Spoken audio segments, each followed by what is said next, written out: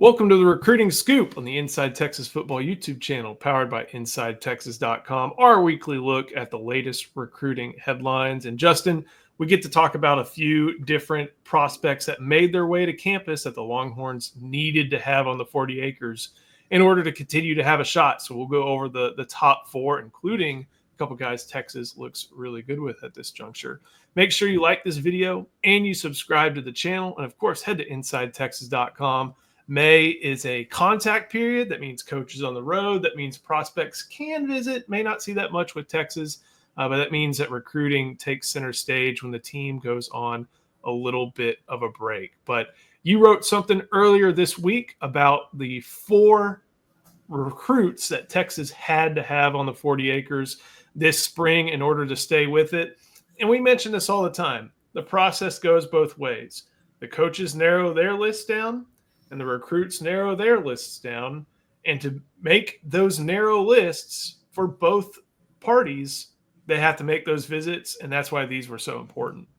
And it's also, somebody on the Inside Texas members board made a really good point.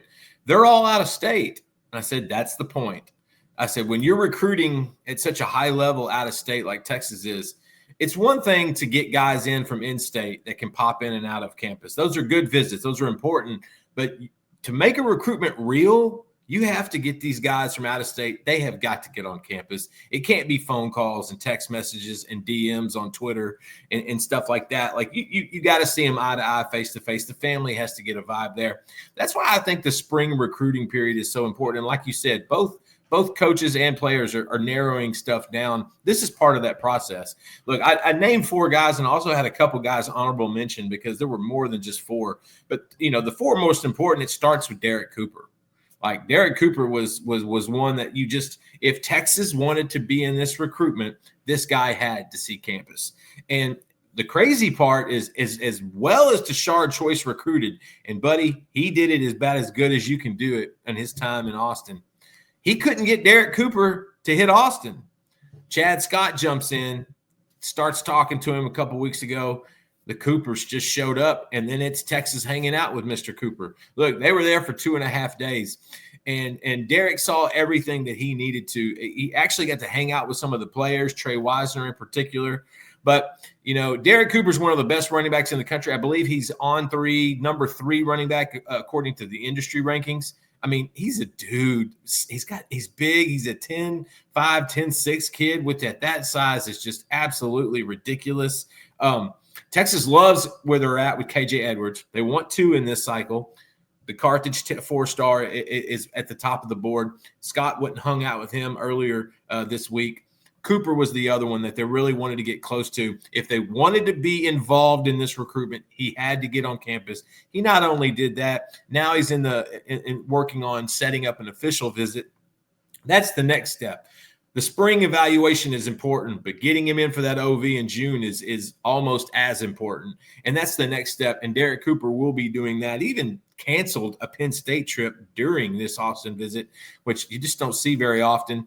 But Chad Scott did a great job. Sark, Milwee, you got to give all those guys credit. The Coopers really felt comfortable. They had to get him in. They did. They checked every box. Now they're hoping to see him again in June. And that is when this recruitment will really begin.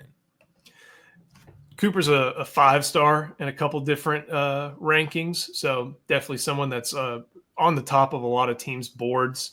I'm glad you mentioned Edwards. But this is going to be one of those battles where Florida's right there. Miami's right there. Florida State's right there. Georgia's right there. And so Chad Scott's going to have to dip into his Florida connections in order to get this guy away from so many other programs that are right there by him. And they just had a draft where for the 4th consecutive year, a running back was picked from the University of Texas.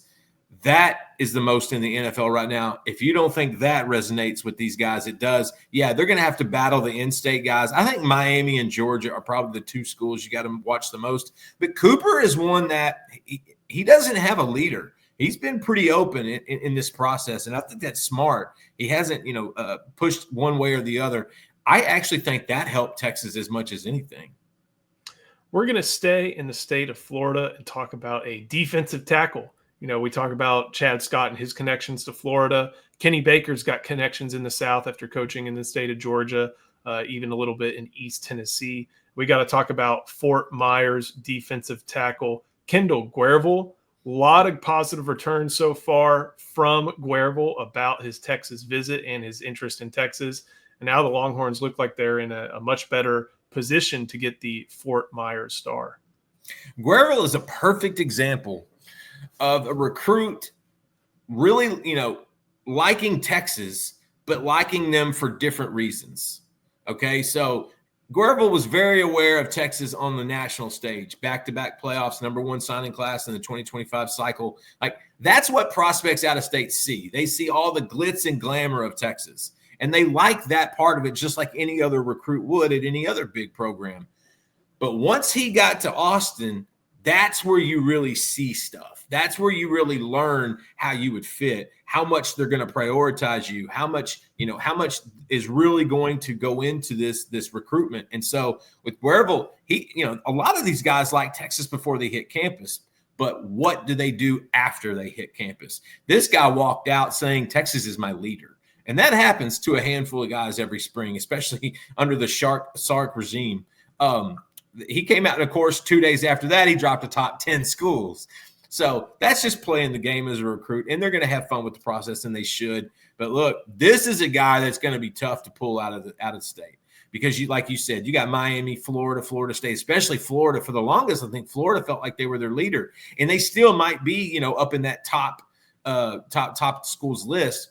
But Texas they did a lot of good in this recruitment, and so they had already had an official visit set because they had already gone to see him once, but this had to happen because again, Guervil was kind of already liking Texas, but until he got to Austin, he didn't exactly know what to expect. A lot of these recruits say, "Man, it's they say it's bigger in Texas. It really is bigger." Some of them say, and we'll talk about it with another recruit here in a minute. They exceeded expectations.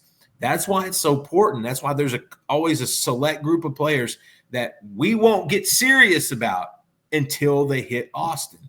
Guervil was one of those guys. He had to see Austin. Once he did, they blew him away. He'll be back in June. I think he's got an late summer August decision. And the Horns are squarely in the mix. They're going to be bad. I think Florida is going to be the one they're going to have to hold off. But, hey, when you walk out of a building saying, yep, that's my leader, that's a good sign. He is a top 200 prospect, number 134 in the On3 industry ranking, number 118 according to On3. And, definitely someone that we're going to have to keep tracking as long as – Texas likes those Florida prospects, D-line prospects. You know who he's friends with? Myron Charles. If you don't think he was in Myron's ear this last weekend, think again after the Fan Fest. Those connections matter. Before we keep going, got to show some love to our sponsor, that is Luxe Kitchen and Bath. This video is brought to you by Luxe Kitchen and Bath. Luxe has been offering high-end kitchen and bathroom remodels for 3 generations throughout the greater Austin area. With 5-star review after 5-star review on Google and Facebook, and an A+ rating from the Better Business Bureau, you can put your faith in Luxe Kitchen and Bath's award-winning designers and skilled craftspeople to bring to life that dream vision of your special home. But that's not all. Luxe's all-star team provides full remodels, large additions, and even commercial build-outs as well. So call Luxe Kitchen and Bath at 833-358-LUXE today. Or visit luxekitchenbath.com to discover where quality meets luxury and begin the process of transforming your home. Get a free quote today by calling 833-358-LUXE. That's LUXE. Or by visiting luxekitchenbath.com. Link in the description. Going to talk about another defensive lineman here, a little bit closer to Texas, but in another state where it's going to be tough to pull him from. That is JaReylan McCoy out of Tupelo, Mississippi. This is a player that I think a lot of fans were initially drawn to when he replaced his Texas A&M visit with a Texas visit. But where does Texas now stand with him after getting him on campus? I'm not sure Texas moved the needle with anybody more than they did with JaReylan McCoy. And don't get it twisted. This kid is every bit of 6'6". He is long and lean. He looks fantastic. Maybe not as refined as Lance Jackson, but he's got it. I think he's an edge. at Texas. I think he's going to be an edge at the next level, even though he's designated as a defensive lineman. The best thing for JaReylan McCoy, not just knocking Texas A&M off his top schools list, just for Texas, where he has an official in June. He actually came twice, but he's been to Texas twice this year so far. And this trip, he was able to watch practice and get to see Colin Simmons and Trey Moore and Ethan Burke. And to him, that was huge because, look, players love to take visits, but junior days are usually overcrowded. And it's a lot of one-on-one stuff a lot of times. Then you've got game days. I mean, they're great to watch, but you're not going to get a lot of interaction with the players or the coaches. You're not going to learn a ton. Spring visits for these scrimmages, these spring games, are the best because they get to see the coaches actually coach. They get to talk to and interact with the players as it's happening. And what I've learned, they envision themselves what they're seeing. JaReylan is watching Colin Simmons and thinking, wait a minute, that was the freshman of the year in the country, and he made an impact day one. I can be the same guy. They're all saying that. McCoy is especially saying that. And so right now, Eric and I were talking about this the other day. I think Texas is kind of the quiet leader in this recruitment. JaReylan's not come out and pronounced in any or professed any of those guys, but just the last couple of weeks, it's been trending Texas more and more and more. Now, he's going to have to battle in-state Lane Kiffin, okay? Ole Miss loves him. LSU absolutely loves him. But JaReylan has made it clear he has no problem leaving the state.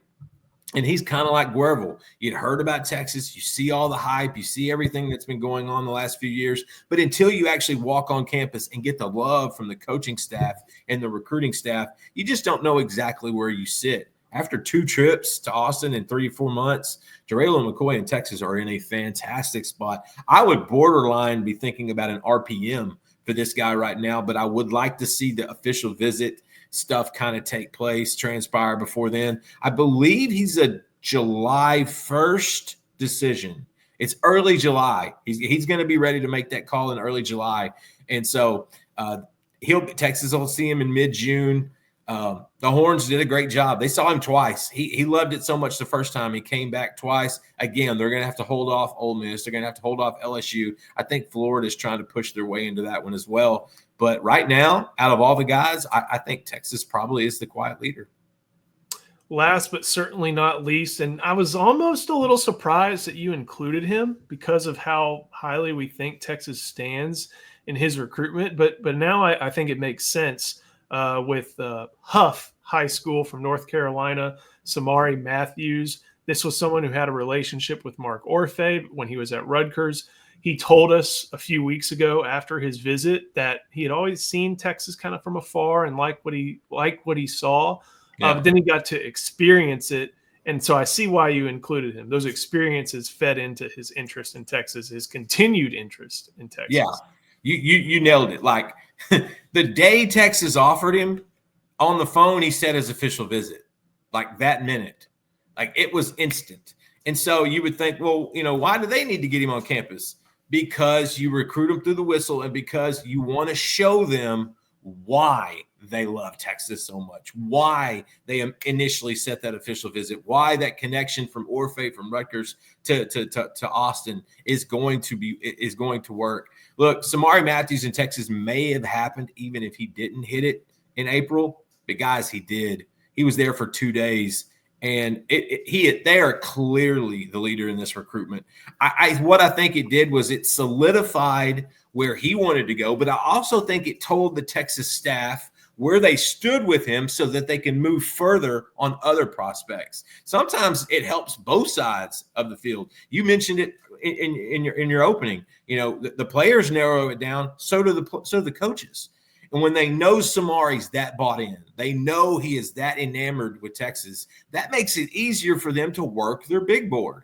Okay, you look good with Samari. Okay, now you can move down to the next guy or you can move on to another guy. And Samari was just a joy to talk to. I wanted the Texas fans to know what we felt. It gave me such a Jamie French vibe. Last year, same time, April comes in. Nobody really knows where they're at. Dude leaves leading Texas. Jamie French knew he was going to attend UT after he left that April visit. He told me that off the record.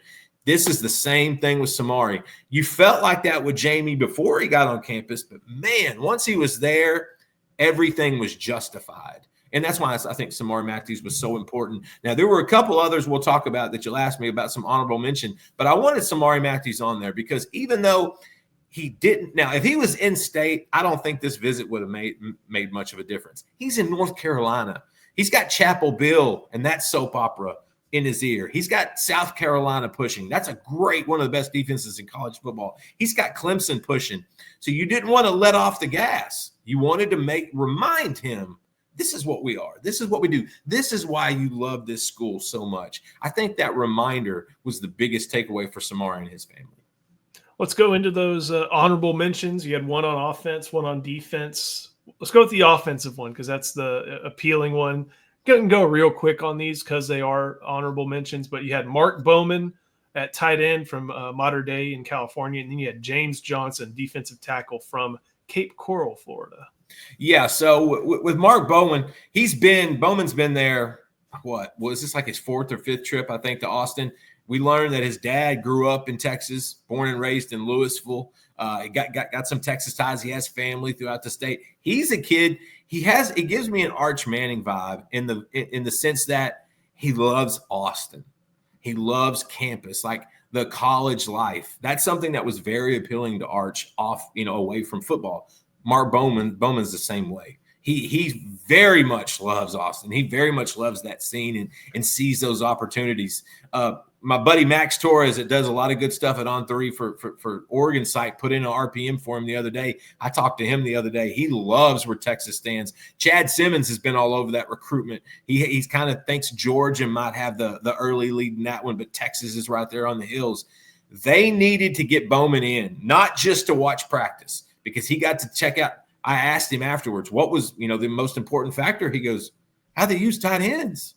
I got to see it. Instead of sending me a video clip, he got to see it firsthand. And so with his parents there, I thought getting Bowman in, Texas was going to be in this recruitment anyway. Jeff Banks has been recruiting that kid since like middle school. So Texas was going to be in the mix. But this particular time that he came in, I thought was great. He's got teammates that he got to talk to. Brandon Baker's the guy that walked him in and out of the building. Spencer Shannon's another one, another tight end at Texas from Mater Dei. There's a little bit of a pipeline there. And so Mark Bowman and Texas were always going to be in a good spot, but I'm telling you, after that April trip, that pushed them up into that 1 or 2 spot. And then last but not least, James Johnson. James Johnson, look, this is a guy we haven't written about a lot yet, but James Johnson is big on their big board. Just be assured, Kenny Baker and those guys absolutely love this guy. The key with James is going to be getting him back. Okay, so he had to make this trip to make this real. He made it. Now they're waiting for the official visit. I do think that will get scheduled at some point, but it hasn't yet. But that's why he was on honorable mention. If he would have left with an official visit, he's top. This is a top 5, not a top 4. But he didn't. And so I'm a little hesitant with him. With Kendall Guervil, with JaReylan McCoy, with Vodney Cleveland, with Emmanuel Ruffin, with some of these other out-of-state defensive linemen, they came in, they set the official, they were locked in. James Johnson's the only one that didn't. I think they do make that happen. Texas is going to continue to push for him. This kid is a scrappy dude. Like, this is a guy you want in your program. But you got to get him back in June. If they don't get him back in June, I don't like where this recruitment will go. But he got honorable mention because he did hit campus a couple weeks ago. He really did enjoy it. Let's see what happens in June and July now. We'll have all the updates on recruiting throughout the month of May here, not just on the Inside Texas Football YouTube channel. So make sure you like this video, subscribe to the channel, but also head to InsideTexas.com. We'll be updating where coaches head on the road. Hey, we're going to have to talk 2027 quarterback soon. And, of course, once the players hit campus, we'll have updates there as well. And then it'll be official visit season before we know it. So, awesome time to follow recruiting. Justin, thank you so much. Thank you for watching. We'll see you next time on the Inside Texas Football YouTube channel powered by InsideTexas.com.